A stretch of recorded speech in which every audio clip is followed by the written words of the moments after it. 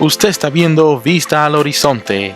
Nuestro programa comenzará pronto. Muchas gracias por su sintonía.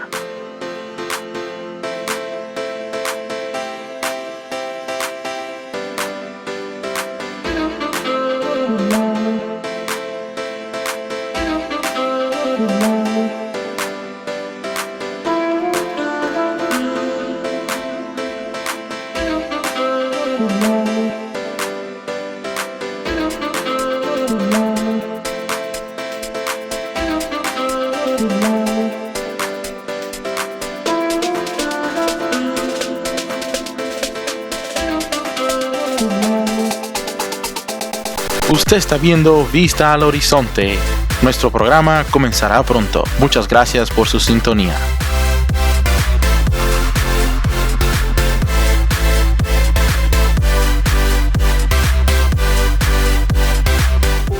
Nosotros, en Vista al Horizonte, apreciamos mucho su cooperación y le damos las gracias por ser fiel oyentes a nuestro canal. Por eso, le invitamos que comparta nuestro canal para que otros disfruten de este gran contenido. Muchas gracias.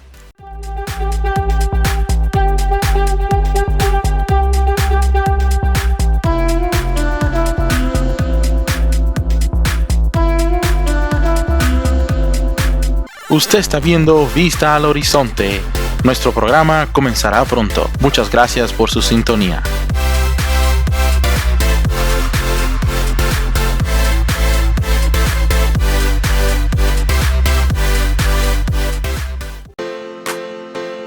Usted está viendo Vista al Horizonte. Nuestro programa comenzará pronto. Muchas gracias por su sintonía.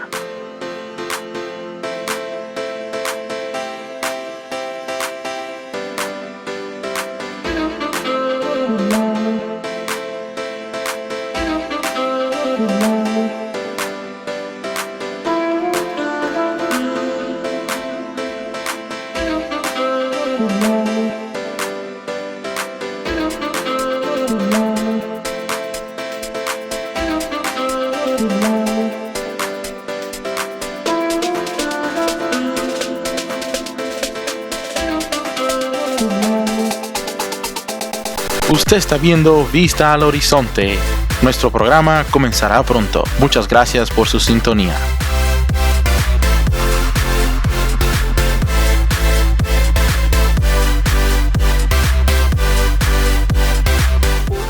Nosotros, en Vista al Horizonte, apreciamos mucho su cooperación y le damos las gracias por ser fiel oyentes a nuestro canal. Por eso, le invitamos que comparta nuestro canal para que otros disfruten de este gran contenido. Muchas gracias.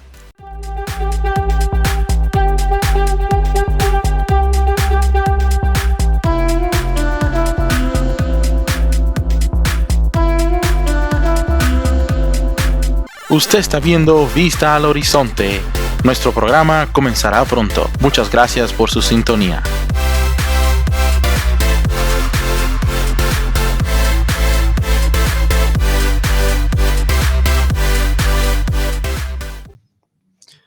Bienvenidos todos a Vista al Horizonte, una vez más con ustedes, trayéndole como siempre temas variados y una programación entretenida para que ustedes pasen un buen rato. Hoy tenemos un programa especial, contamos con la presencia del doctor Roger Ramos Navarro, quien nos acompaña para hablarnos sobre la odontología. Muchas personas ven este tema muy interesante y nosotros vamos a estar hablando sobre él. Doctor Roger, ¿cómo está? ¿Cómo se siente? Muy bien, Arturo. Muchas gracias por la invitación. Estoy encantado de estar aquí. Un día frío en nuestra ciudad, pero estamos bien, que es lo que importa. Sí. Doctor, me gustaría, antes de entrar a este tema de la odontología, que nos conversara un poco sobre usted. Cómo llegó aquí a Chicago y toda su trayectoria y cómo ha sido todo este proceso para poder llegar a ser médico, dentista. Bueno, yo me eduqué primeramente en Cuba, en la Universidad de La Habana. Muy conocido este lugar, I-25, ahí estábamos ubicados. Aunque soy de la provincia de Matanzas, bueno, estudié en La Habana. De ahí fui enviado por el gobierno de la isla a trabajar en una misión médica en el gobierno, en el país de Venezuela, y de ahí, pues, cosas de la vida, fui a Colombia. La embajada de Estados Unidos en Colombia me dio una visa para los Estados Unidos, y desde que llegué lo único que hice fue estudiar y prepararme para este momento, que fue estudiar en la Universidad de Chicago, una universidad maravillosa que me abrió las puertas y me dio la oportunidad, pues, de ser doctor dentista en los Estados Unidos de América.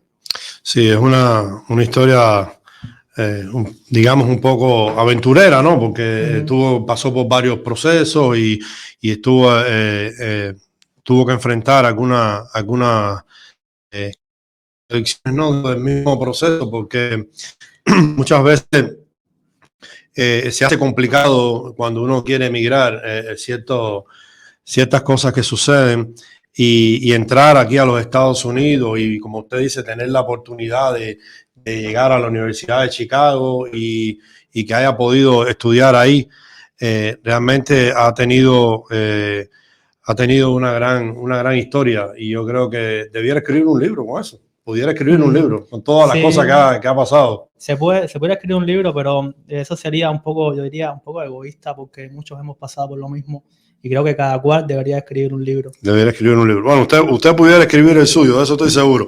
Doctor, vamos a entrar entonces en el tema que nos ocupa en el día de hoy, que es la odontología. Hay muchas personas que ven el problema de los dientes como algo estético y no se dan cuenta que quizá hay algo más detrás algo esconde la salud dental, esconde algo detrás de simplemente la belleza estética. Que usted me pudiera decir qué importancia tiene la higiene bucal y cómo podemos mejorar esta higiene, cómo podemos hacerla cada día mejor. Bueno, Arturo, como bien has dicho, los dientes no es solo una cuestión de estética. Tenemos que tener presente que aunque los dientes nos den esta cosa que se llama sonrisa, que todos apreciamos tanto cuando conversamos con alguna persona, cuando nos relacionamos con nuestros semejantes, también tenemos que tener en cuenta el cuidado que debemos tener con nuestros dientes. Yo diría que lo principal es la creación de hábitos saludables de higiene bucal.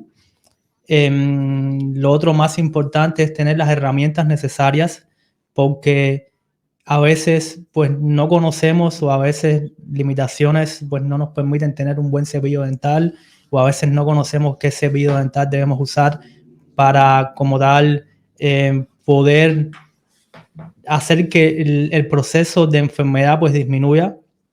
Lo otro es conocer qué tipo de gel dental vamos a usar. Sí. Con respecto a la organización, también tenemos que siempre pensar que cuando estamos saludables, a veces 2 veces al día son suficientes. Es decir, cepillarse los dientes 2 veces al día es suficiente. Pero cuando estamos atravesando un proceso de enfermedad como una gingivitis o una periodontitis, tenemos, pues, que siempre tener presente que debemos de cepillarnos más veces al día. ¿Me puede describirme un poco qué cosa es la gingivitis y la periodontitis? Claro que sí. Recuerda que nuestra boca hay siempre bacterias circulando en nuestra boca. Aunque tengamos una higiene bucal impecable, pues bueno, el crecimiento bacteriano siempre está presente. Sí. Y cuando estas bacterias crean algo que se llama placa dentobacteriana, o como le decimos aquí en Estados Unidos, el plaque, esta placa dentobacteriana va a crear como un ecosistema dentro de tu boca. Ecosistema que se va a desarrollar y va, como tal, a empezar a dañar los tejidos dentales. El primer tejido que se daña va a ser la encía, porque es el tejido más blando. Y las bacterias, cuando comienzan a digerir los restos de alimentos dentro de esta placa dentobacteriana, pues comienzan a liberar ciertos ácidos, que estos ácidos inflaman y dañan la encía. Y es cuando nosotros nos cepillamos y sin querer tenemos sangre durante el cepillado, tenemos un sangramiento durante el cepillado. A esto le llamamos gingivitis. Tenemos que tener mucha atención con esto, porque la gingivitis es el estado inicial de una enfermedad aún más grave, que es la periodontitis. La periodontitis es la afectación del hueso que sostiene a los dientes.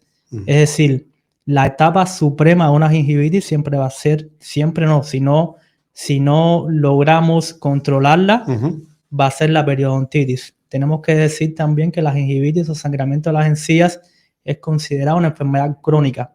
Okay. Una enfermedad que el tratamiento va a ser de tipo paliativo. Vamos a eliminar los síntomas y signos que la enfermedad produce, pero la enfermedad como tal va a estar presente. Okay. Vamos a tener periodos que nuestra encía no va a sangrar, pero si descuidamos el cepillado o pasamos por un proceso de estrés, vamos a empezar a sangrar de nuevo. Okay. Por tanto, es importante controlar la gingivitis.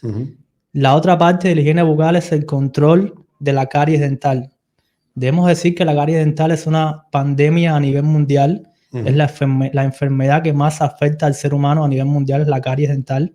Casi todos hemos tenido algún tipo de episodio con esta enfermedad. El cepillado la controla, pero a veces tenemos también una base genética en nosotros que estamos predispuestos a la caries dental. Sí. Por tanto, el cepillado, el buen uso de un buen gel dental, un gel dental que esté aprobado por la FDA o esté aprobado por la Asociación de Dentistas Americanos es muy importante. Y por supuesto el uso del hilo dental. Debemos recordar que los dientes están separados por un pequeño espacio que le llamamos espacio interdental, que este espacio interdental, generalmente el cepillo dental pues no llega a limpiarlo propiamente dicho, y por tanto debemos usar el hilo dental. ¿Cómo usamos el hilo dental? El hilo dental no lo usamos 4 veces al día, el hilo dental lo usamos 1 o 2 veces al día, porque recuerda que vamos a estar introduciendo este hilo en los espacios interdentales, pero al final del espacio interdental tenemos algo que llamamos la papila dental. Y podemos dañar la papila dental con el hilo dental si no lo usamos de una forma apropiada. Por tanto, cepillado dental, muy importante. El cepillo, muy importante, gel dental, importante también el hilo dental para estos espacios interproximales, pero también es importante la forma y la frecuencia. Cuando hablamos de forma, tenemos que mencionar que el cepillo dental tiene que estar siempre a 45 grados en relación a la superficie dental. Tenemos que cepillarnos de forma organizada, primeramente los dientes posteriores, después los dientes anteriores, primeramente los dientes de arriba, después los dientes de abajo, después hacemos un cepillado de forma general de la boca y por último cepillamos la lengua. La lengua es muy importante, es muy importante. Recordemos que la lengua es un tejido móvil y es uno de los tejidos blandos más grandes que tenemos dentro de nuestra boca.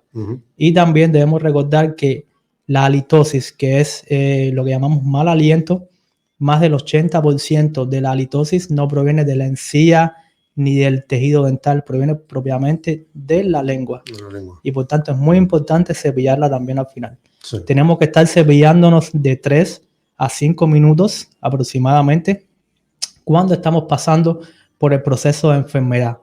La frecuencia, cuando estamos saludables, cuando visitamos al dentista y el dentista sencillamente nos dice está saludable, no tiene tanto sangramiento, siempre vamos a encontrar un poquito de sangramiento, siempre vamos a tener una papila inflamada o algo así, pero cuando el dentista nos da un diagnóstico de que estamos supuestamente sanos, pues 2 veces al día puede ser suficiente.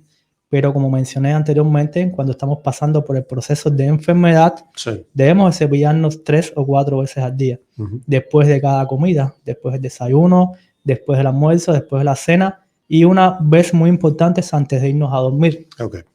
Porque recuerda que cuando estamos durmiendo es cuando más tiempo estamos sin cepillarnos los dientes. Y ahí es que las bacterias como tal empiezan su crecimiento por muchos factores, la oscuridad y otras cosas. Sí. Y esta vez antes de irnos a dormir es muy importante. Sí. Tengo una duda. Hay muchas personas que me han dicho que, es decir, personas que conocen sobre estos temas, ellos me mencionan que la carie dental no es un animal comiendo el diente, sino que es la excreta de la bacteria que es ácida, que es la que hace que se abra ese huequito en el diente o en la muela. ¿Es correcto esto? Eso es correcto, pero también debemos recordar que a medida que estas bacterias están liberando sus desechos, que son generalmente ácidos o con un pH muy bajo, ellas van suavizando el tejido dental. Y a medida que van suavizando el tejido dental, ellas van creando como esta masa que está constituida por bacterias, restos de alimentos, tejido dental, muchas cosas. Y al final sí, el ácido disuelve el tejido dental, pero el tejido dental que está suave, pues las bacterias también son capaces de alimentarse de él. Por tanto, es un mecanismo que va en dos sentidos.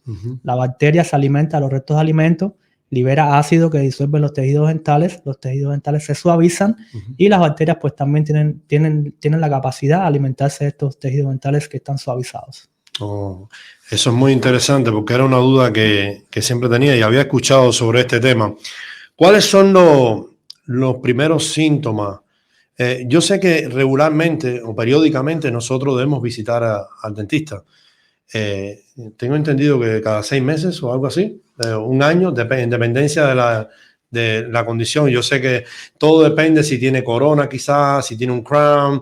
Hay diferentes tipos de cosas que yo he escuchado que tienen, ya usted me podrá comentar después.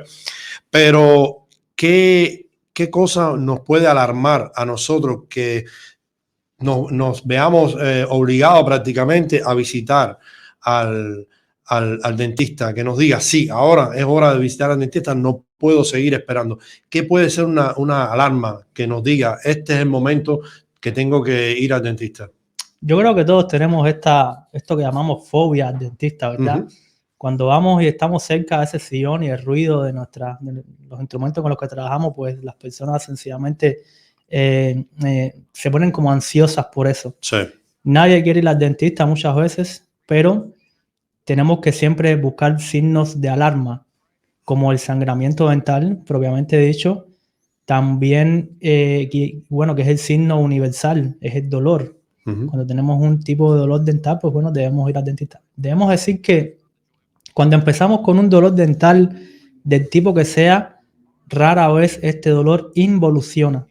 Casi siempre va a evolucionar para un dolor aún más agudo, fuerte o agudo, exactamente. Y muchas veces cuando este dolor agudo está demasiado intenso y de repente desaparece, es porque pasó crónico y debe esperar dentro de poco tiempo, pues pase otra vez a ser agudo y que vuelva a doler, propiamente dicho.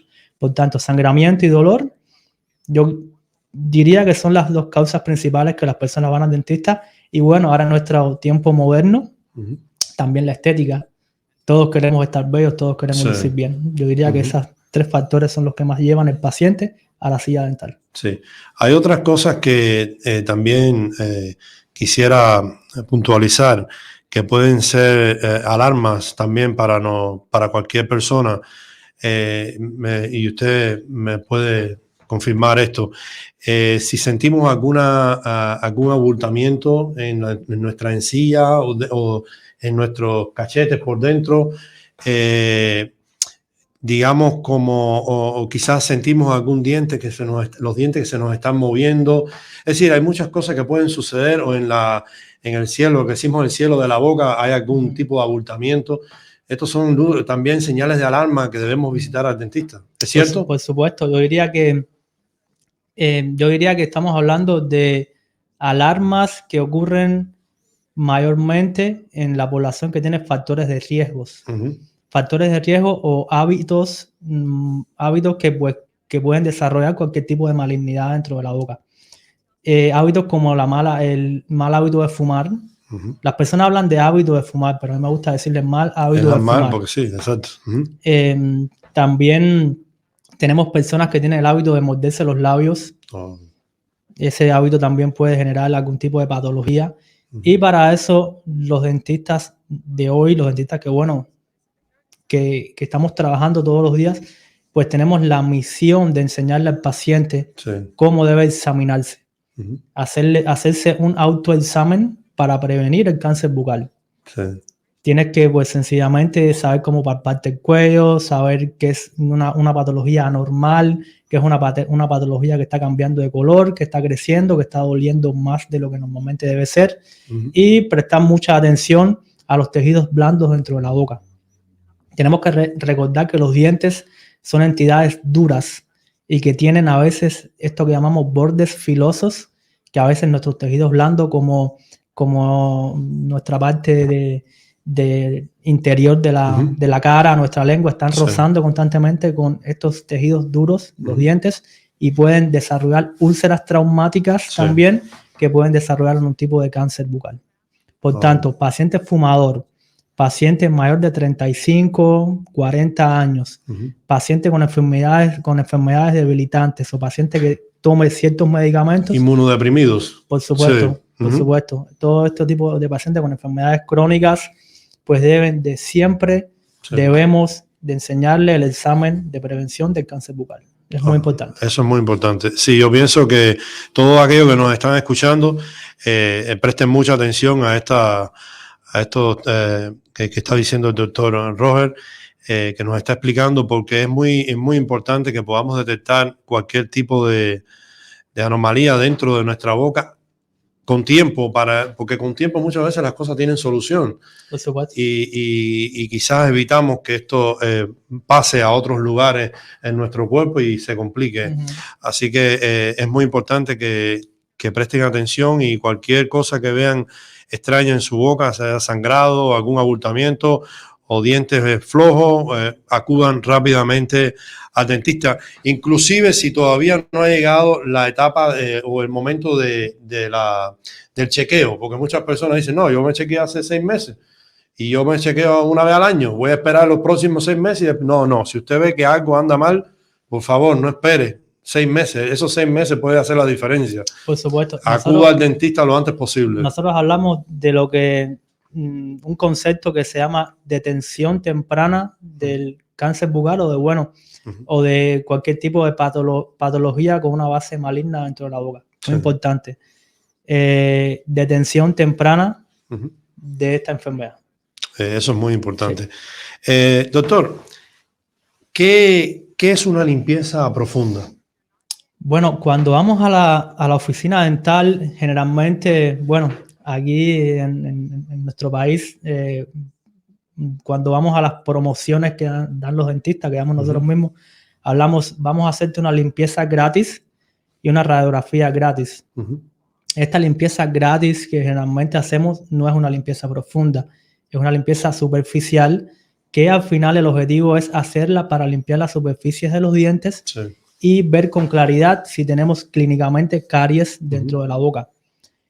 Cuando hablamos de limpieza profunda es cuando nosotros hacemos una evaluación general del estado periodontal del paciente. Cuando hablamos de periodontal hablamos de encía y hueso, el hueso que sostiene el diente. Para eso usamos un sistema de medidas que tomamos 6 medidas por cada diente y vemos la profundidad del hueso que tiene el paciente con respecto a su diente. Si esta profundidad es mayor de 4 milímetros, pues consideramos a este paciente que está comprometido, periodónticamente comprometido, por lo que este paciente necesita limpiezas profundas. Tenemos que recordar que los tejidos dentales son el esmalte, que es eso que le da el brillo y la suavidad a nuestro diente. Por debajo está la dentina y después tenemos la pulpa dental. Pero el tejido dental que está más en contacto, más cerca del hueso dental, es el cemento dental. Este cemento se infecta en la profundidad de la encía de los dientes y hay que sencillamente rasparlo y limpiarlo. Cuando nosotros usamos anestesia para hacer este tipo de limpieza, significa que estamos raspando el cemento dental. Estamos eliminando todas las bacterias y sus productos de esta superficie del diente y la estamos dejando, decimos en nuestros términos profesionales, no decimos que la tenemos que dejar como una superficie de un cristal. Wow. Tremendo. Y esa limpieza profunda, inclusive hay veces, porque yo me he hecho limpieza profunda, inclusive a veces la encía sangra un poco. ¿Es normal eso cuando uno se está haciendo la limpieza profunda? Es normal porque recuerda que todo en la medicina gira en torno a procesos inflamatorios. ¿Y qué es la inflamación? La inflamación es sencillamente dolor, calor, rubor e impotencia funcional. Cuando hablamos de calor es que nuestro tejido está con una temperatura que no es adecuada. Cuando hablamos de inflamación propiamente dicha, estamos hablando de edema. Edema significa que el tejido está creciendo porque hay un infiltrado de líquidos, infiltrados de productos de las infecciones, de todo ese tipo de cosas. Tóxicos y cosas Exactamente. así. Sí. Por tanto, cuando tocamos este tejido irritado e inflamado, va a sangrar. Okay. El sangramiento va a ser normal, va a ser una sangre que va a actuar como que va a estar lavando el tejido, esta sangre, ¿te das cuenta? Y al mismo tiempo nos va a servir como lubricante cuando estemos haciendo la limpieza profunda. No, inclusive yo he observado que cuando sucede eso, en un principio tú sientes dolor, pero después sientes alivio. Es como que algo ha salido, algo que estaba ahí ha salido y sientes como un gran alivio, como que se ha inflamado esa área. Y de cierta manera, después de ese dolor, lo que se siente es, por describirlo de alguna manera, placer, ¿no? Exactamente. Que siente que tu boca está fresca, que está más limpia. Claro, que está llevando oxígeno a tus tejidos dentales. Exacto, y es porque precisamente por el oxígeno y porque se ha quitado la inflamación, algo que estaba obstruyendo. ¿Cómo pudiéramos describir un plan de tratamiento dental? ¿Cómo se pudiera describir esto?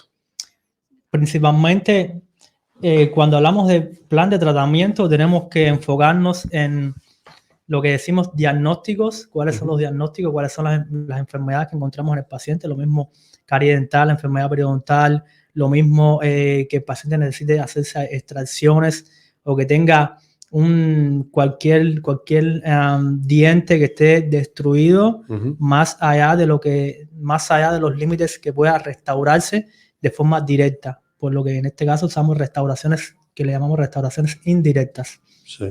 El plan de tratamiento comenzamos haciendo exámenes generales, primeramente al diente, porque como ya he mencionado anteriormente, tenemos que separar el diente de los tejidos de soporte, de la gingiva y el periodonto. Empezamos viendo si tenemos alguna carie en los dientes, destrucciones dentales, cambios de coloración, toda esta serie de cosas. Después vamos al periodonto y vemos si este paciente necesita limpiezas profundas o solamente necesita una profilaxis, que es una limpieza superficial. Ponemos todo esto juntos y a todo esto le llamamos problem list, como que hacemos una lista de los problemas que le encontramos al paciente. Tenemos dos tipos de problem list. Un problem list que es general o general y un problem list que es individual para cada diente. Okay. En esta lista de problemas, cuando hablamos de lista de problemas general, vamos a la salud general del paciente. Cuáles son las enfermedades que este paciente tiene, cuáles son los medicamentos que este paciente está tomando. Hacemos un follow-up si el paciente, o un seguimiento si el paciente tiene, por ejemplo, hipertensión o si el paciente tiene diabetes. Pedimos, si está muy comprometido el paciente, una consulta con el médico primario para poder tener claridad en el proceso de enfermedad de este paciente y poder continuar con los tratamientos. Okay. Cuando vamos a la parte individual por cada diente, pues bueno, lo organizamos primeramente si el paciente necesita, lo organizamos en fases y en secuencias. Cuando decimos fases, vamos desde la fase 1 hasta la fase 4, considerando la fase 1, la fase preventiva y de promoción, preventiva de enfermedades y de promoción de salud, y también curativa. Okay. Cuando vamos a la fase 2, hablamos de una fase quirúrgica, que es una fase un poquitico más invasiva, donde vamos a eliminar los focos de infección que el paciente pueda tener en la boca y donde vamos a hacer campañas de prevención del cáncer bucal también. Después pasamos a la fase número 3, que es la fase restaurativa, que es donde sencillamente restauramos aquellos dientes que estén más comprometidos, pero de forma indirecta, que es, bueno, cuando vamos y tomamos impresiones de la boca del paciente y construimos coronas, por ejemplo, construimos puentes o dentaduras, y la fase número 4, que es la fase de mantenimiento. Okay. Mantenimiento significa que le vamos a hacer consultas de seguimiento al paciente y vamos a hacerle exámenes del tipo que le hicimos la primera vez, pues cada 6 meses o quizás cada 1 año.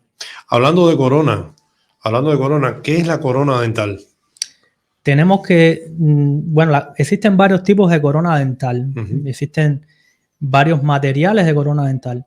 Tenemos que primeramente hacer una evaluación del diente. Si el diente podemos restaurarlo de forma directa. Cuando hablamos de forma directa, estamos hablando de poner un empaste en el diente, de poner una restauración con un composite o con una amalgama o algo así. Cuando vemos pues que no podemos porque el diente está muy destruido, Sí. pues tenemos que sencillamente le recomendamos al paciente restauraciones de tipo indirecta, que existen varios tipos, pero los más populares son el inlay, que es una restauración que va dentro del diente, el onlay, que es una restauración que va dentro y ocupa una cara o más de las superficies más externas del diente, y la corona dental, que es la más agresiva de las tres, pero es la más práctica, porque no requiere tantas habilidades del dentista para realizarla ni del técnico de laboratorio. La corona sencillamente va a ser una restauración indirecta que le vamos a hacer al paciente, que va a ser producida en un laboratorio y que va a ser ajustada dentro de la boca del paciente, Sí. y que va a incluir todas las caras del diente. La cara, pues la parte de arriba que es oclusal, la parte de los lados que son interproximales y la parte bucal y lingual del diente. Estas coronas, como ya te digo, tienes que ir al laboratorio y hacerlas a un técnico de laboratorio con las indicaciones del dentista. Existen coronas de muchos tipos, coronas de circonia, coronas de oro, coronas de metales fusionadas con cerámica, y lo último ahora que estamos haciendo son coronas que le llamamos coronas IMAX de lithium disilicate, que es una corona que es hecha con un tipo de porcelana especial con propiedades especiales que se acercan mucho a las propiedades de los dientes y por tanto son más funcionales dentro de la boca del paciente y por supuesto más estéticas. Muy bien, muy bien. Sí, yo he visto laborando en muchas ocasiones a los dentistas y es como se siente uno como si estuviera en un taller, ¿no? Porque se hacen tantas cosas diferentes y yo muchas veces percibo al dentista como un artista. De cierta manera, si tiene que modelar y tiene que tomar impresiones y tiene que estar todo el tiempo buscando que esta pieza quede en el lugar correcto, de la forma correcta, que el paciente quede complacido, porque eso es algo que muchas veces no podemos ignorar. El paciente quiere que el diente se vea igual que los demás dientes y que quede cómodo, que cuando muerda no le moleste. Y yo sé que el trabajo del dentista en muchas ocasiones quizás pudiera ser estresante. Pero también existe otro método cuando ya se ha tomado la carie y ya no funciona y ya el diente está destruido. Ya no se puede poner una corona, no se han perdido todavía las esperanzas. Existen otros métodos donde el paciente puede recuperar sus dientes, ¿no? Ya no van a ser los de nacimiento o los que vinieron después de los dientes de leche, como se le dice, pero tiene opción de poner un diente fijo y sustituir el diente que perdió. ¿Qué método es este? ¿Cómo se llama y cómo trabaja esto? Bueno, tenemos diferentes métodos para... Esto lo llamamos prótesis fija. Es decir, que va a ser un reemplazo de un diente o más mediante un mecanismo que va a estar fijado dentro de la boca del paciente. En este caso tenemos que mencionar los puentes fijos, que es cuando perdemos un diente y sencillamente pues usamos los dientes que están a los lados para poder como tal reemplazar este diente que está en el medio. Los dientes que están a los lados van a ser como, los llamamos abutment, que son como los pilares que van a sostener este puente.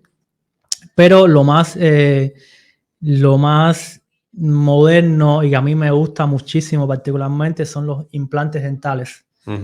Pero para los implantes dentales tenemos que tener ciertas técnicas o ciertos equipos en nuestra oficina dental, y también debemos tener habilidades manuales, porque no todo el mundo puede poner un implante. Hay muchas personas que sencillamente van a una clínica y le hacen una radiografía de tipo panorámica, que esta radiografía pues sencillamente no es suficiente como medio diagnóstico para poner un implante. Cuando hacemos el implante siempre tenemos que hacer lo que llamamos CBCT, o una tomografía axial computarizada de la boca del paciente, ver la calidad del hueso, altura, ancho y profundidad del hueso, para ver si este paciente va a ser un buen candidato para sencillamente ponerse un implante. También hay que ver la cercanía a estructuras anatómicas sensitivas, como son los nervios dentales. Tenemos un nervio bastante grande en la mandíbula, que no queremos nunca tocar ese diente con el implante, porque podemos crearle una enfermedad crónica dolorosa al paciente que se llama parestesia. Y como tal es un tratamiento muy delicado, pero al mismo tiempo muy hermoso, y que los pacientes se van siempre complacidos porque restauramos lo que es la forma del diente y la función del diente, con una estructura que va a estar fijada al hueso del paciente y que el paciente lo va a sentir como suyo, como que no pasó nada. Sí, eso es maravilloso. Inclusive tener esta opción es como algo que trae esperanza a aquellas personas que han perdido sus dientes, ¿no? Por diferentes causas. Hay veces es por accidente, pueden suceder muchas cosas. Y tener esta oportunidad de recuperar el diente es algo que yo lo podría describir como mágico, ¿no? Sí. Yo quisiera ahora, y viniendo un poco a la actualidad, este tema, esta enfermedad del coronavirus causó mucho estrago en el mundo entero y ha sido traumático para todas las personas. Nosotros aquí en los Estados Unidos, por supuesto, hemos sufrido bastante con esta enfermedad, y específicamente quisiera que me explicara cómo los dentistas han podido manejar esta situación. ¿Cómo ha sido para ustedes atender a pacientes que precisamente una de las áreas de mayor contagio, por supuesto, es la nariz, la respiración, la boca? ¿Y cómo ustedes pudieron manejar toda esta situación? Si en algún momento te sentiste en peligro, si sentiste que tenías toda la protección necesaria, alguna experiencia o algo que te llamó la atención y que algo que hubieras cambiado y que hiciste que no hubieras hecho. No sé, que me expliques un poco, que me des una panorámica un poco de cómo fue todo este proceso, porque no estamos hablando de una enfermedad que duró 1 o 2 meses, estamos hablando de una enfermedad que todavía está, pero que ya como por 2 años estamos en este proceso. ¿Cómo fue para ustedes, los dentistas, enfrentar esta situación? Lo primero que yo pudiera decirte sobre eso es que no podemos olvidar que estamos en una sociedad de consumo. Estamos viviendo bajo la dictadura del capitalismo. A mí me gusta llamarlo así porque hay dictaduras que los presidentes se pasan 20 años en el poder, pero bueno, el capitalismo es una dictadura perpetua, y todo en esta sociedad está regido por algo que llamamos modelo de negocio. El coronavirus llegó para cambiar todo este estilo en el que hacíamos negocios. La odontología es parte de un modelo de negocio en este país. Y de la forma que yo lo veo es que si no trabajamos con el recurso humano, que es el paciente, que es el que trae como tal la economía a nuestra consulta, pues no vamos a producir nada. Exacto. Y entonces el coronavirus afectó la forma en la que se hacían los negocios en la industria de la dentistería en los Estados Unidos. No teníamos pacientes, los pacientes no iban, los pacientes estaban asustados, muchos dentistas se contagiaron y crearon una especie, bueno, yo no diría pánico porque es una palabra un poco más agresiva, pero una especie de ansiedad en el paciente al escuchar que su dentista pues, fue contagiado con el coronavirus. Y esto cambió el juego totalmente en el mundo de la odontología, de las prácticas dentales privadas que tenemos en este país. Muchos negocios quebraron, otros negocios tuvieron que ir a pedir préstamos federales al gobierno, que sí, se salvaron los negocios, pero ahora tienen otro problema a sus espaldas.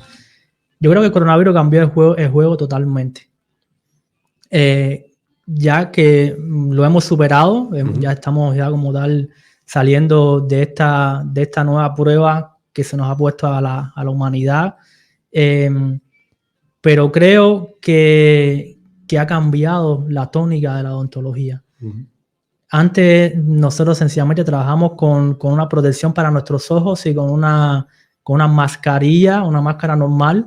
Ahora usamos N95, usamos otra mascarilla normal encima de la N95, usamos face shields, usamos lentes, que todo esto hace que trabajemos un poco más incómodos, aunque nos adaptemos. Pero los medios de protección yo creo que siempre estuvieron. Sí. Siempre estuvieron. Yo creo que como tal se hizo un buen trabajo con eso y creo que lo logramos, tú sabes. Creo que sí. Qué bueno, qué bueno. Doctor, yo tengo una pregunta esto es una pregunta que me hicieron llegar a algunas personas que tienen diabetes. ¿Cómo deben tratarse los diabéticos los problemas dentales? Porque muchos de ellos conocen de lo sensible que es su sistema inmune y conocen lo peligroso que es cortarse o tener alguna heridita. Y me han preguntado, me hicieron llegar esta pregunta: ¿qué medidas especiales debe tomar un paciente diabético a la hora de enfrentar cualquier problema dental? Bueno, ahora los pacientes diabéticos, lo primero que tenemos que decir es recordar cómo funciona la enfermedad. La diabetes es una enfermedad donde los tejidos de todo el organismo no se están alimentando propiamente. Es decir, no están absorbiendo los nutrientes que necesitan para funcionar como deben funcionar. Porque los vasos sanguíneos se disminuyen, se ponen más pequeños. Y como tal, los tejidos como que no están evolucionando de la forma favorable que evoluciona una persona normal. Lo mismo pasa dentro de la boca cuando el hueso como tal de los pacientes no se está alimentando, no está teniendo el oxígeno y los nutrientes que necesita, pues el hueso empieza como tal a desaparecer un poco.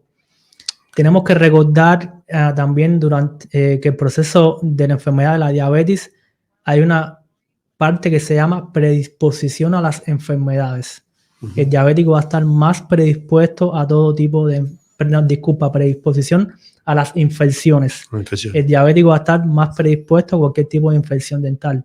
Recuerda, vas a tener mayor cantidad de glucosa circulando y el transportador, que es la insulina, no la está llevando a los tejidos.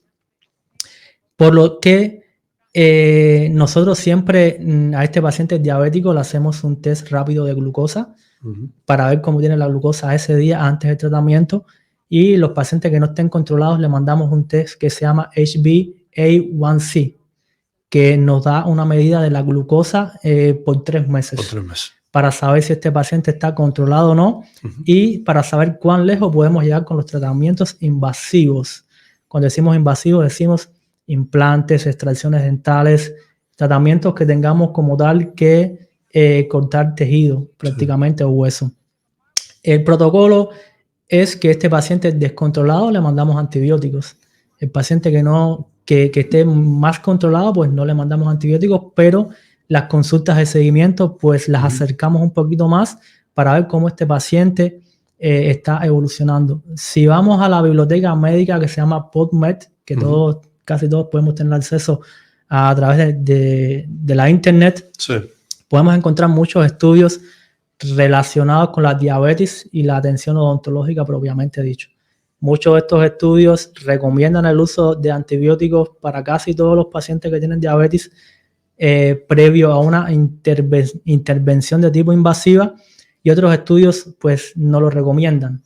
Por tanto, yo creo que en este caso tenemos que trabajar con algo que se llama case selection, la selección de los casos que tenemos. Si vemos que el paciente está descontrolado, si tiene la glucosa demasiado alta en este test rápido que le hacemos por la mañana, pues vamos a mandar el antibiótico y vamos a prevenir el proceso de enfermedad. Qué bien, qué bien. Sí, es muy importante para los diabéticos también, como para todos, pero específicamente en el caso de los diabéticos, si tienen algún malestar, enseguida acudir al dentista. Exactamente. En el caso de las embarazadas, de las mujeres embarazadas, que sabemos que sufren algunos cambios hormonales, ¿qué procede para ellas? ¿Sí? ¿Ellas tienen algún tratamiento especial o algo? Bueno, debemos decir, las embarazadas son, no me gusta ponerlo así, pero son consideradas como población de riesgo. El embarazo es un proceso, yo diría que es un proceso bien drástico para la mujer. Cambian todas las hormonas, se descontrola todo. Y hay enfermedades específicas del embarazo. Existe la gingivitis del embarazo, existe una enfermedad que se llama granuloma piógeno. Bueno, no quisiera mencionar tanto porque es un poquitico más profundo el tema, que son enfermedades del embarazo. Por tanto, el seguimiento a la embarazada debe ser más profundo. Las limpiezas dentales y los exámenes dentales de la embarazada deben ser más constantes.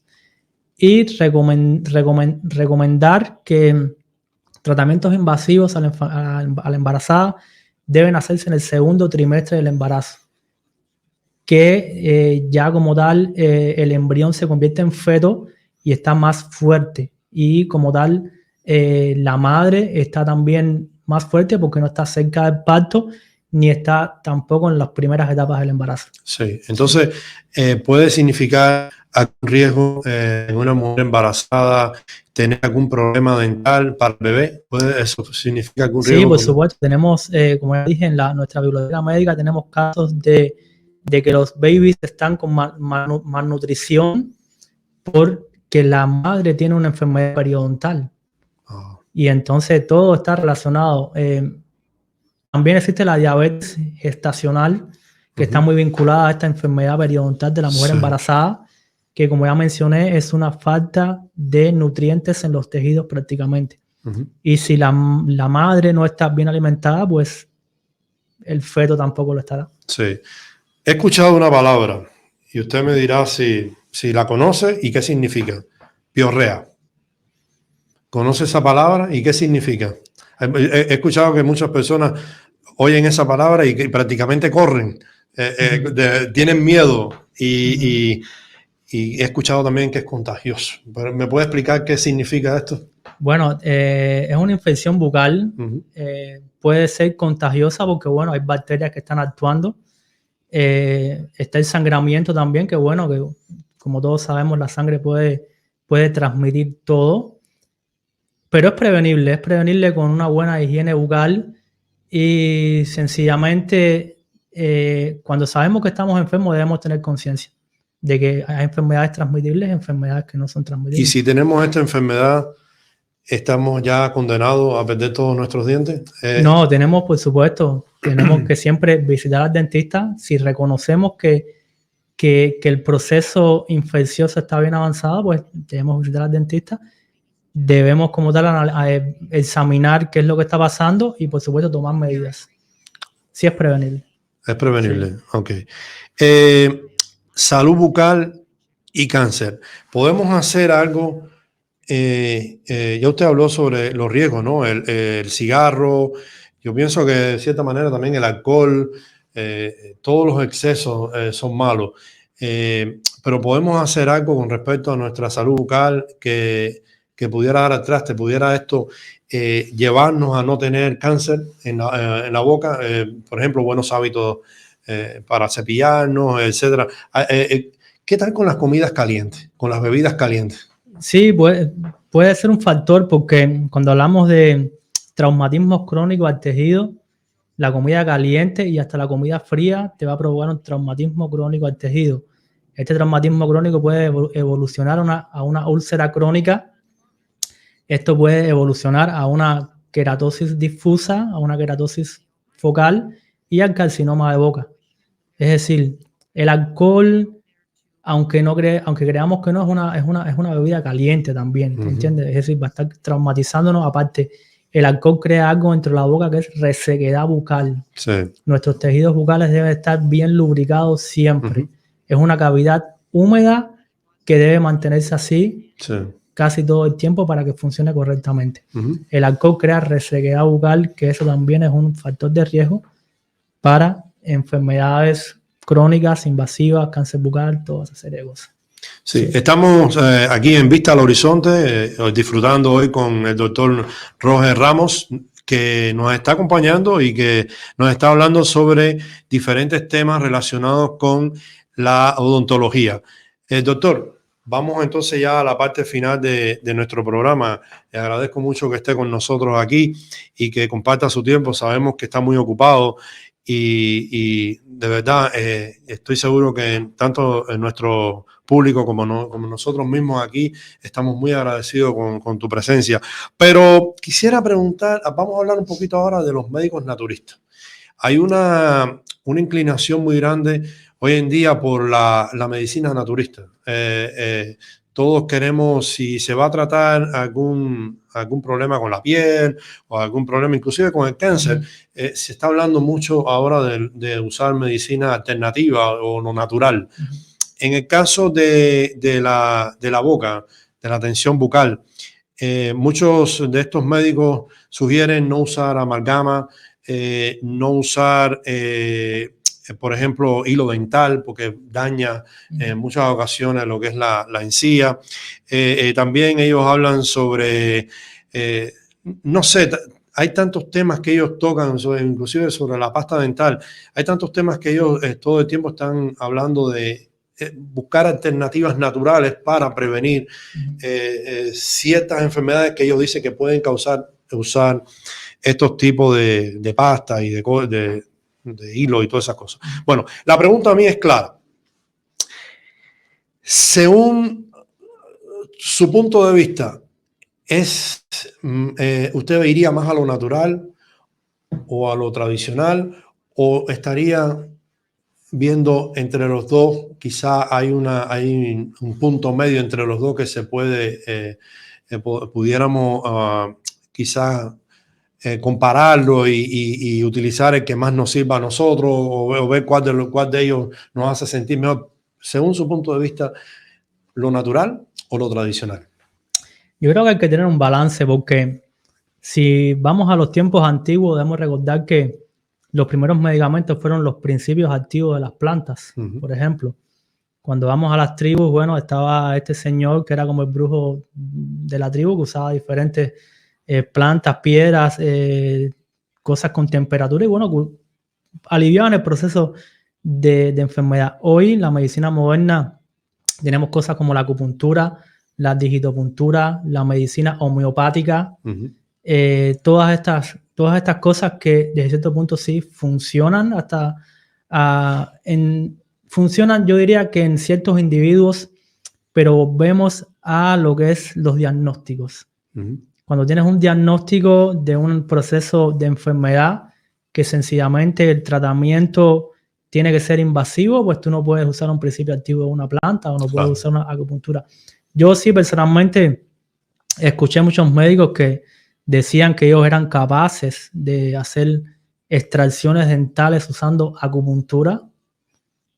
Yo sí tengo un criterio bien formado sobre eso. Si el diente está comprometido, periodónticamente comprometido, si tiene poco soporte, tú vas a ser capaz hasta cierto punto de bloquear ese nervio con la acupuntura. La acupuntura es las agujitas que usamos, las agujitas que usamos en los puntos donde están los nervios, ¿no?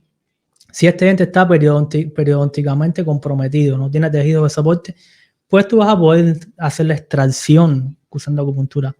Pero si estamos hablando de una persona joven, con un diente que está bien soportado al hueso, con una calidad de hueso pues prácticamente perfecta, donde la calidad del hueso también está recubriendo el nervio por 3 o 4 milímetros, pues no creo que vamos a poder hacer la exodoncia con acupuntura, usando agujas ni nada de eso.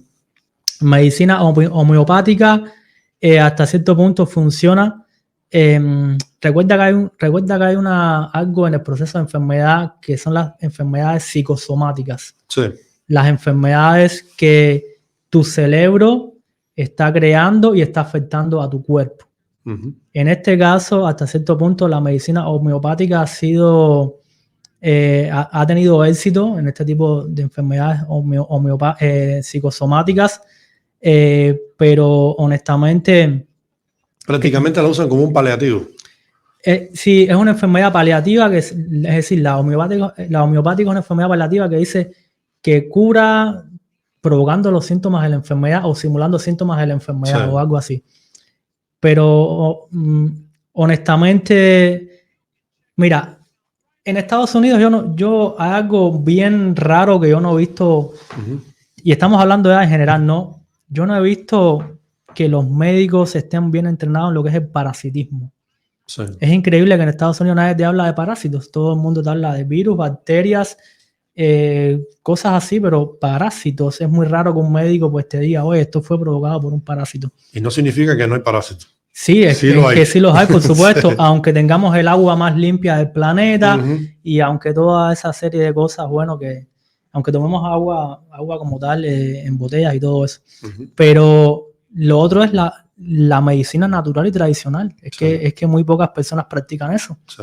No sé si esté relacionado con, volvemos a lo mismo, con el modelo de negocio, que no haya un código para tú poder biliar a un seguro médico relacionado con estas cosas, pero prácticamente yo he visto muy poco de esto. Sí, yo he escuchado que muchas personas hablan sobre que en Estados Unidos no existe la medicina preventiva, sino más bien lo que existe es para ya cuando tú estás enfermo, pues entonces mandan medicamentos para de cierta manera a aplacar un poco la enfermedad, ¿no? Porque cuando usted tiene diabetes, si usted no trabaja en la alimentación, si usted no trabaja en las cosas que está causando esa diabetes, principalmente la tipo 2, que se ha comprobado que cambiando los hábitos alimentarios, usted puede llegar inclusive a remitir de esa enfermedad. Y se ha dado el caso de que usted va al médico. Yo he escuchado a muchos pacientes se quejan de esto, van al médico y le dicen al médico, mira, el médico le dice, mira, estás teniendo los niveles de azúcar en sangre un poco altos. Y sí, cambia esto, pero llega el punto en que el médico, escuché una señora, esto es un testimonio real, escuché una señora diciendo, el médico me dijo que cuando ya estuviera la diabetes en un punto determinado, ya entonces estaba lista para que él me mandara los medicamentos. Sí. Es decir, no están trabajando en prevenir la enfermedad o tratar de que llegue a ese punto donde necesite medicamentos, sino que están esperando, a ver, sí, sigue comiendo y sigue haciendo todo tu estilo de vida que tienes para que entonces que llegues a estar enferma y entonces nosotros poderte mandar los medicamentos.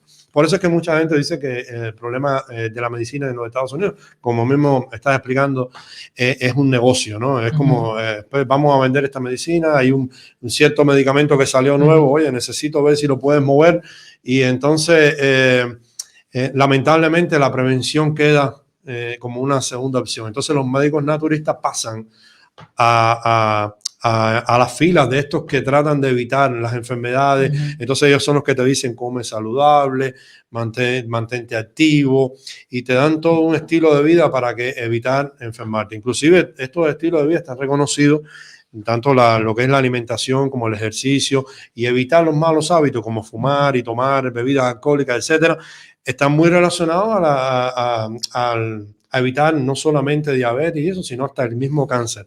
Es decir, hay un trabajo por parte de los médicos naturistas que yo considero muy, muy importante. Yo pienso que las dos, tanto lo tradicional como lo naturista, pudieran trabajar en conjunto y se pudieran lograr grandes cosas, ¿no?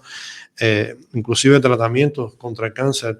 Se están usando diferentes métodos que son naturales, que no son tan invasivos como la radiación y entonces han logrado muchas cosas utilizando estos métodos. Quisiera preguntarle, ¿qué alimentos son los que usted considera que son más dañinos para los dientes? ¿Cuáles son esos alimentos que debemos mantenerlos lejos de ellos o cuando los utilicemos enseguida ir a cepillarnos los dientes para evitar que el ácido o cualquier otra cosa pueda dañar nuestros dientes?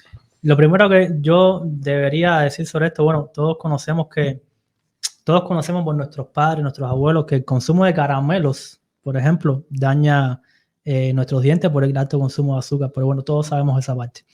Vamos a venir ahora un poquitico más el tiempo para acá. Sí.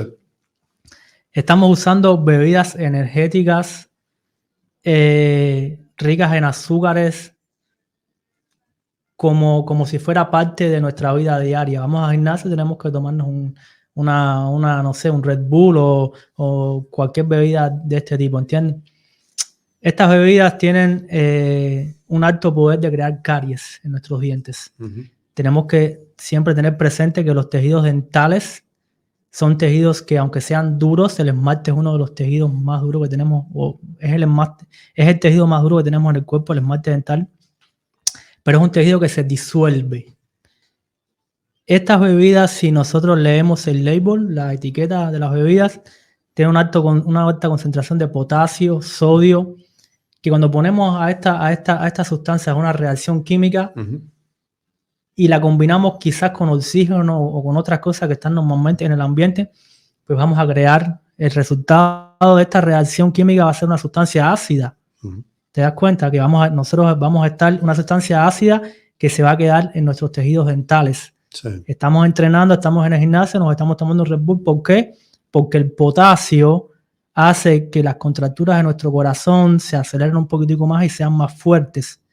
Y creemos que este arranque de energía que tenemos nos lo está dando la bebida. Y bueno, es una bebida magnífica, qué buena es. No lo es.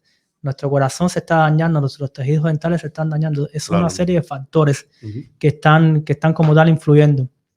Por tanto, no hablemos de los caramelos ni de los dulces, vamos a hablar de las bebidas energéticas. Vamos a hablar de la Coca-Cola, de la Pepsi, que a todos nos gusta, a mí me gusta también, ¿entiendes? Sí. Pero mi recomendación es la siguiente.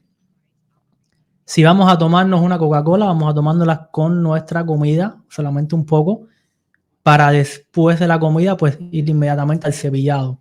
Tampoco debemos cepillarnos inmediatamente porque, como ya dije, todas estas sustancias, estas bebidas, cuando interactúan con químicos que están en la saliva, en el ambiente, van a crear un resultado de la reacción química ácido y se va a quedar en nuestros dientes. Por tanto, cuando tú le pones un ácido a una superficie, el ácido va a intentar disolver ese tejido, va a intentar disolver el esmalte. Por tanto, en este caso, cepillarse no es recomendado solamente enjuagarse la boca. Esperar unos 5 o 10 minutos a que la saliva vuelva a mineralizar estos tejidos y después cepillarse los dientes. Lo mismo pasa con las embarazadas. Cuando una mujer embarazada tiene los vómitos normales del embarazo, pues no debe cepillarse los dientes inmediatamente de haber vomitado. Tiene que ir a enjuagarse los dientes, esperar que el proceso de remineralización comience, es decir, enjuagarse, esperar que el proceso de remineralización comience y después cepillarse los dientes. ¿Te das cuenta? Por tanto, hoy en día, mi abuelo sabe, todos sabemos que los caramelos y los dulces tienen un alto poder cariogénico porque están creando una sustancia que va como tal a acelerar el crecimiento bacteriano. Sí. Pero hoy en día, ojo con las bebidas energéticas, ojo con lo que es Red Bull, Gatorade, ojo con todas estas cosas, Monster, porque aunque digan 0% azúcar, tienen otros tipos de azúcares que son hasta inclusive que fermentan más fácil de la boca, dentro de la boca. Sí. Y te pueden crear la caries. Dulce, si no tiene algo que lo esté endulzando. Usted siente una bebida, está tomando una bebida, dice 0 azúcar. Ok, no tiene azúcar de caña, pero es posible que tenga otro tipo de endulzante, no dulce sin tener un endulzante. Algo debe estar en ese sabor dulce. Doctor, yo quisiera, hay algunos alimentos que estresan nuestros dientes. ¿Usted me pudiera decir cuáles son esos alimentos que le causan estrés a los dientes cuando uno los come? Mira, lo más increíble es que muchas personas no sabemos que en Cuba, ¿no? Y en muchas partes de Estados Unidos, esta fruta, la guayaba es la fruta más ácida que hay. No hay nada que se compare en acidez con la guayaba. La guayaba es una de las sustancias más cariogénicas que hay, porque por su alto contenido en un pH muy bajo. Pero todo lo que sea ácido, naranjas, limones, la uva es también terrible. La uva tiene una combinación de azúcares más ácido. Eso es terrible también aparte que también se queda como un poco pegada a nuestros dientes. La piña también. Todas estas frutas son dañinas para los dientes, pero al final nos gustan a todos. Sí. Y aunque causen daño a los dientes o pudieran causar daño, no significa que no las podemos consumir, simplemente que debemos tener el cuidado que usted acaba de explicar ahora. Vamos entonces a hablar ya, para ir cerrando. Yo sé que estamos un poco ya cansados, ha sido un programa bastante largo. Estamos de lo más bien aquí. Pero yo quisiera hablar sobre este tema un tema que nos toca a muchos de nosotros y quisiera saber su opinión. La atención médica en general en los Estados Unidos ha sido, principalmente en los últimos años, ha sido denunciado, ¿no?, de cierta manera por las personas con menos posibilidades, lo difícil que muchas veces es acceder a ciertos tratamientos. Inclusive estábamos hablando sobre este problema del cáncer y solamente personas que tienen cierta posición económica o seguros que los puedan cubrir tienen acceso a esos tratamientos naturales. Otras personas pobres no tienen que ir al tratamiento tradicional, la radiación, etcétera. Entonces hay muchas personas que siempre se sienten un poco tristes por esta situación que los aleja de las posibilidades de llegar a un tratamiento que quizá ellos consideran que es mejor para su salud. ¿Cómo se pudieran regular los costos en el caso específico de la odontología? ¿Cómo pudieran regular los costos para que fueran más accesibles a las personas y que todo aquel que, por ejemplo, quiera ponerse un implante no tenga que andar con el hueco en la boca, sino que pueda ir y ponerse un implante? ¿Qué tú puedes ver que se puede hacer para cambiar esto y que todos podamos tener de cierta manera acceso a estos tratamientos? Bueno, mi opinión personal es que estamos ahora mismo viviendo bajo la filosofía que lo que importa es la institución y no el individuo. El individuo siempre va a ser secundario a una o varias instituciones. Por lo que la institución representa, yo diría que Medicaid, Medicare y varios seguros privados. Eso representa la institución como tal. Si el individuo no reúne las características que imponen todas estas leyes relacionadas con Medicaid, Medicare, pues sencillamente va a presentarse con lo que decimos, no sé exactamente en español cómo decirlo bien, barreras al acceso de los servicios. Okay. Barriers to access to care. Entonces, hay algo muy importante en la sociedad que muchas personas no entendemos, ¿no? Que los recursos de la comunidad, los community resources, están ahí, pero no los conocemos. Recuerda que estamos 8 horas en el trabajo, 10 horas en el trabajo, después vamos a béisbol con nuestros niños, 2 horas más, y cuando ya estamos ya para relajarnos, ya se nos fue el día y no nos dimos cuenta de lo que ha pasado a nuestro alrededor. ¿Quién es la persona que vincula estos recursos de la comunidad al ser humano? Los trabajadores sociales. Es muy importante cuando una persona necesite servicios dentales o servicios médicos de todo tipo y ve que existen estas barriers to access to care, las barreras al acceso a los servicios, pues buscar la oficina de los trabajadores sociales más cercana en su comunidad y estos trabajadores sociales le van a crear un vínculo a este individuo con la institución. Y entonces es que el individuo se va a sentir empoderado y va a estar al mismo nivel de la institución y no va a existir más la institución sobre el individuo. Por lo tanto, si usted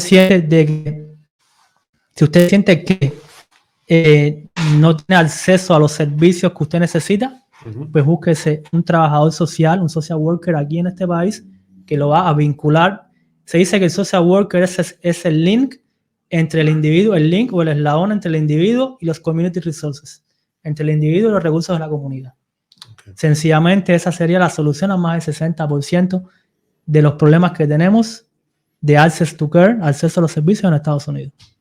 Oh, muy interesante saber eso. Es muy interesante porque conozco de muchos casos personas que están molestas porque, como le digo, no tienen acceso a estos servicios y lo consideran injusto, ¿no? Entonces, claro, todo ser humano desde su punto de vista va a ver si hay una persona con dinero que tiene acceso y tú no lo tienes, pues es ver por qué él sí, por qué yo no.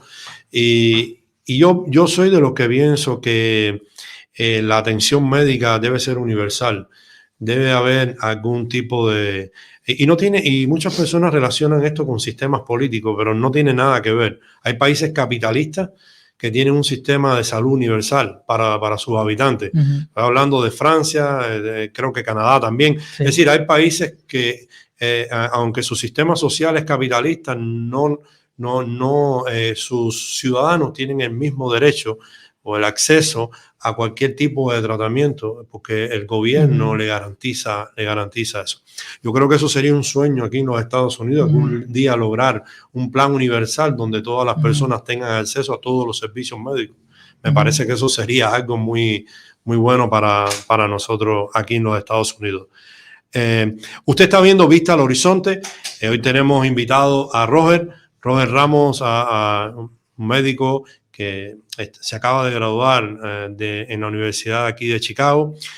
Doctor Ramos, quisiera que a manera de conclusión usted exprese lo que usted quiera sobre si algún tema se ha quedado o usted quiera recomendarnos algo, que usted exprese lo que usted quiera para darle un poco, cerrar este programa. Sencillamente, si no ha ido usted al dentista, pues vaya, no sabe cuántas cosas podemos encontrar dentro de una radiografía, cuántas patologías podemos prevenir, cuántos procesos de la enfermedad podemos parar solamente con una visita al dentista. Es muy importante. No se preocupe por cosas como seguros médicos, por cosas como problemas monetarios o económicos, porque siempre tenemos una solución para todos nuestros pacientes. Y mucho más aquí en Chicago, que Medicaid como seguro médico cubre tanto y como tal proporciona tantos servicios al individuo como tal. Lo otro es nunca descuide la higiene bucal. Recuerde que estamos en una sociedad productiva donde tenemos que producir para vivir. Nos encanta estar aquí, nos gusta estar en este país, somos felices aquí, pero durante sus 8 horas de trabajo, por favor, lleve su cepillo de dientes. Y 5 o 10 minutos, pues, se puede practicar el cepillado y como tal puede mejorar su higiene bucal y su higiene general.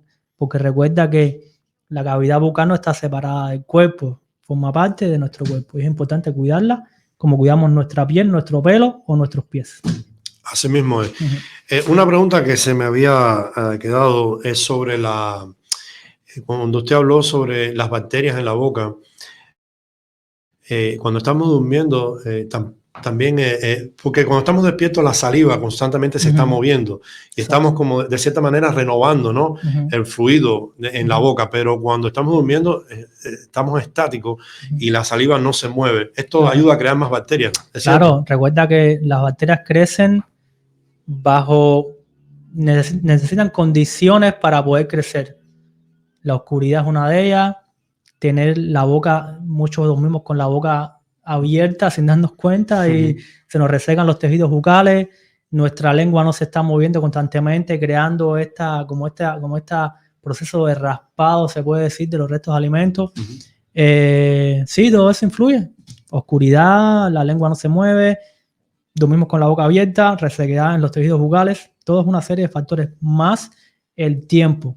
Recuérdate, nos levantamos por la mañana, nos cepillamos nuestros dientes, a las 4 o 5 horas nos cepillamos de nuevo, 3, 4 o 5 horas de nuevo, pero dormimos de 7 a 8 horas, es el mayor tiempo en el que estamos como tal sin practicar la higiene bucal. No es que tú estés durmiendo y te estés cepillando los dientes, pero es el medio propicio para que crezcan las bacterias y se desarrolle el proceso de enfermedad. Sí. ¿Usted está a favor de los líquidos que se usan para, es decir, después del cepillado, ahora me voy a lavar con ciertos líquidos que se usan para, dicen que desinfectan la boca y eso? ¿Usted está de acuerdo con eso? Hasta cierto punto, mi experiencia y mi filosofía dice que no lo usemos todo el tiempo. Recuerda que tenemos una cosa que se llama flora bacteriana normal. Tenemos bacterias inocuas en la boca, bacterias que tienen que estar ahí.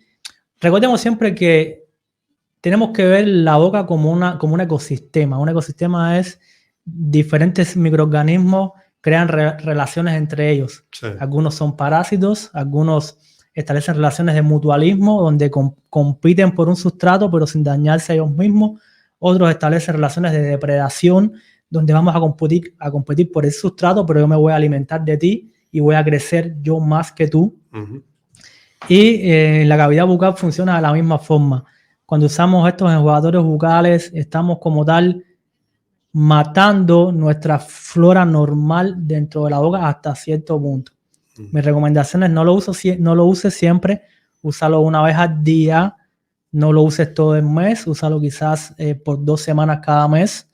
Siempre trata de buscar uno que no tenga una base alcohólica, porque los que tienen base alcohólica pues resecan los tejidos bucales, aunque ya tocamos el tema. No tenemos forma a veces de saber si tienen alcohol o no. Sí. Porque nos están vendiendo un producto y nosotros como sociedad estamos viendo un producto presentable, un label bien bonito, un envase con tremenda estética, pero el producto no estamos leyendo lo que tiene ese producto. Exacto. Tenemos que dejarnos llevar por esta cosa que bien luce, que bien se ve líquido. Vamos a leer las letricas pequeñitas, no nos cuesta nada. Exacto. No, y muchas veces usan colorantes y cosas así artificiales que en lugar de hacer bien a tu salud o a tu boca, lo que provoca es más daño. Claro. Doctor, un gusto, un placer haberlo tenido aquí. Nos sentimos realmente complacidos con lo que ha hecho en esta conversación que hemos tenido, y esperemos que se repita algún día, a ver si podemos tenerlo en otra ocasión de invitado aquí en nuestro programa.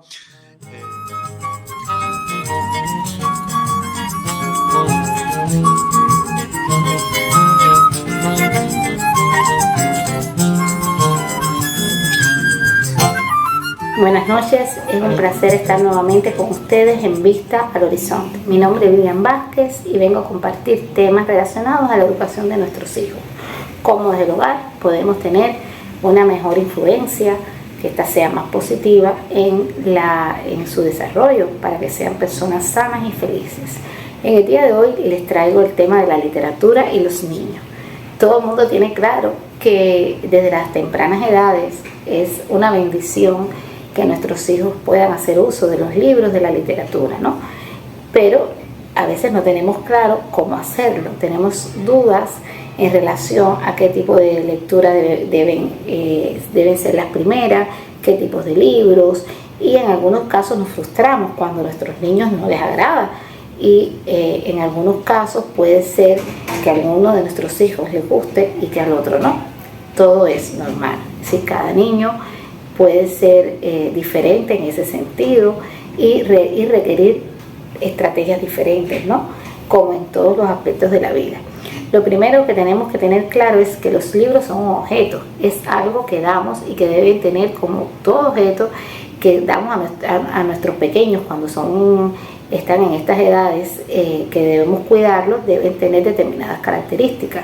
No hay que esperar a que sean grandes para poder darle los libros, con el temor de que los puedan romper o que puedan llevárselos a la boca. Es decir, existe el libro para estos primeros meses de la vida, es decir, ya cuando el niño está en la cuna, que empieza a jugar, hay libros juguetes, hay libros que son de goma, que se lo pueden llevar a su boca sin ningún problema, que se pueden incluso lavar, que este tipo de libros lo que tienen es figuras, no textos, y sirven también para nombrar las cosas, pero sobre todo para familiarizarlos con el libro como tal, ¿no? Posteriormente están los libros que son duros, que son los libros que el niño puede manipular sin ninguna dificultad, porque todavía su desarrollo motor, su motórica gruesa es torpe, y cuando caminan se caen y tropiezan constantemente. Por supuesto, la parte fina, la parte que requiere esta motricidad manual, también tiene todavía aún mucho que desarrollarse, pero este tipo de libros les va a permitir poder hojearlo sin dificultad, que son libros por lo general con pocas páginas, con poco texto, que tienen algunas figuras. Y ojo, mientras los niños son pequeñitos, mientras menos cargados mejor, porque cuando el niño tiene que ver muchas figuras en una sola lámina, puede un poco perderse. Es un libro que tiene poco que decir, poco que mostrar, pero realmente este poco es lo que él necesita para familiarizarse, sobre todo con el hojear, con el poderlo manipular.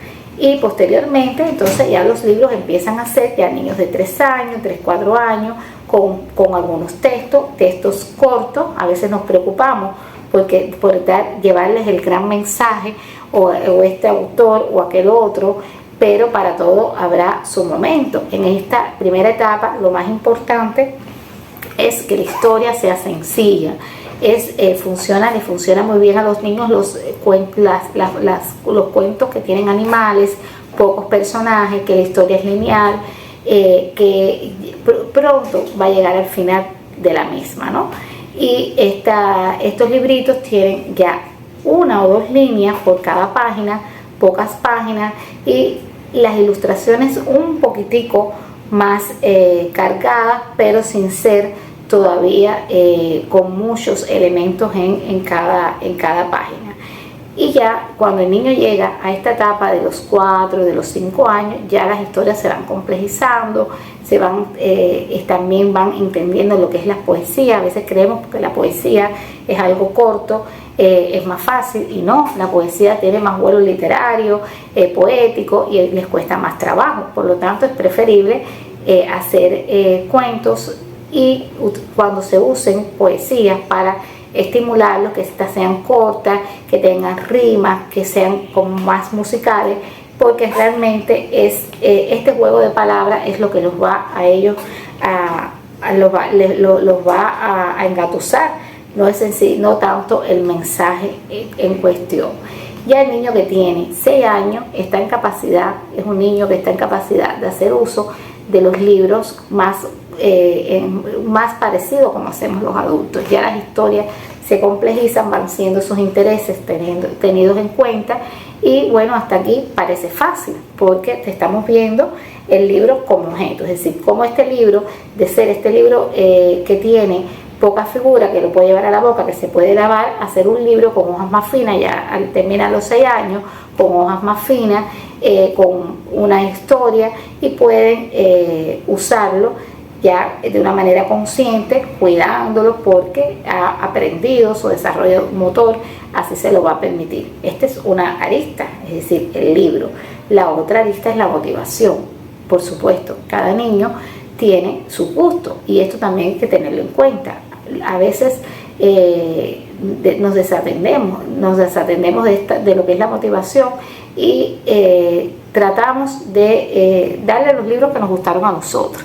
Y yo les pregunto, y les digo siempre a los papás que les gustan los carritos, dale un libro con carritos, enamóralo primero, enamóralo a que él sienta que eso que tiene le agrada, y después poco a poco le vas cambiando las temáticas.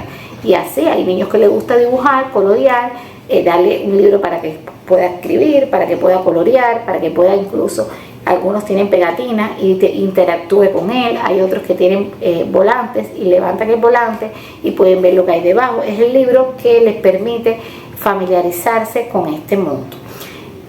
Muy importante también, que no podemos olvidar, nosotros hoy en día, los niños tienen acceso a muchos juguetes con tecnologías, incluso juguetes con tecnología, de tecnología de forma más pura, como estos videojuegos, como los tablets, y esta tecnología a veces quita tiempo. El tiempo es el mismo. Nosotros pretendemos a veces que lean, pero realmente no tienen tiempo porque tienen su día cargado. Es importante la imitación. En una casa donde no hay libros, en una casa donde nadie lee, es más difícil que los niños se motiven, se interesen por los libros. Es decir, que esto no se puede olvidar, ¿no? Primero que todo, en la casa tiene que haber libros, revistas, periódicos, para que los niños vean que eso es algo que forma parte de la vida de la familia. Y lo otro es organizar el tiempo.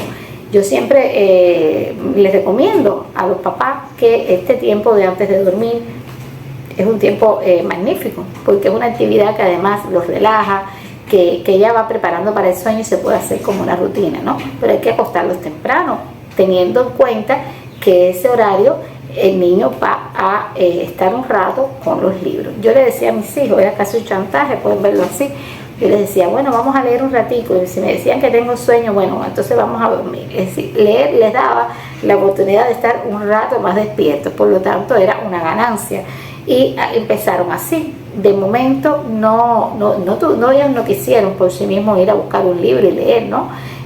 Que preferían otras cosas, por supuesto, naturalmente, ver la televisión, jugar siempre con juguetes, pero como eso era algo que se podía hacer desde la cama y que les daba un tiempo más antes de dormirse, que es algo que normalmente los niños no quieren hacer, me sirvió para crearles el hábito. Entonces yo les decía, lee un ratico más, me decía, bueno, un poquito más, mamá, bueno, un poquito más, te voy a dar 5 minutos, porque veía, no, ya no quiero leer más, bueno, vamos a dormir, pum, apagaba la luz y a dormir. Mi hijo mayor lee muchísimo, le gusta la lectura, logra pasar horas leyendo. Mi hijo más pequeño no le gusta tanto, lo hace cuando tiene una motivación, cuando en ese libro va a encontrar algo que tiene que ver hoy con su profesión o que se los recomienda. No es un gran lector. Al final, ¿qué les quiero transmitir? Que teniendo toda la experiencia, habiendo estudiado, porque de hecho de eso fue mi tesis de doctorado, sobre la narración, que es algo que voy a hablar posteriormente, de cómo antes de leer debemos narrar, pero quise darles este inicio con la literatura, porque realmente es una preocupación que tenemos a veces, ¿no? Con este gran progreso de las tecnologías, muchas veces nuestros niños pensamos que cada día leen menos y podemos cambiar eso. Podemos cambiar si desde el hogar tomamos las medidas, si desde el hogar los proveemos de libros, si creamos el espacio, si hacemos las rutinas, si usamos los libros adecuados, si cuando un niño tiene una experiencia con un libro que lo daña, no armamos una gran crisis, sencillamente analizamos qué fue lo que pasó, y muchas veces es eso, justamente, que el libro no es el adecuado o que lo dejamos solo sin haberlo orientado. Y siempre yo hago la analogía con los juguetes. Los niños pequeños usan juguetes grandes, ¿sí? Juguetes que son toscos, que no tienen muchos detalles, porque realmente su manipulación todavía es muy rudimentaria, y los niños, a medida que van creciendo, van usando cada vez juguetes más pequeños, y lo vemos con los bloques. Los primeros bloques son grandes, y ya cuando el niño tiene 8 años usa unos bloques bien pequeñitos. Asimismo con los libros. Recuerde que las manitos tienen que estar preparadas y debemos darle el libro adecuado a nuestros hijos. Debemos escoger la historia adecuada, sencilla, que el libro sea atractivo, como tratamos de que sean atractivas las prendas de vestir, sus juguetes, todo. Es decir, es todo un conjunto de aspectos a tener en cuenta, y si no funciona de la primera, no se rinda. Como todo, requiere hábito, requiere perseverancia, y usted verá que los resultados serán positivos. Muchas gracias, es un placer haber compartido con ustedes una vez más. Les agradecemos que estén con nosotros, que hayan compartido este maravilloso contenido que hemos traído para ustedes hoy, y los invitamos sin más a que estén con nosotros el próximo lunes a las 7:30 de la noche, como todos los lunes, aquí en Vista al Horizonte. Nos vemos. Nosotros, en Vista al Horizonte, apreciamos mucho su cooperación y le damos las gracias por ser fiel oyentes a nuestro canal. Por eso, le invitamos que comparta nuestro canal para que otros disfruten de este gran contenido. Muchas gracias.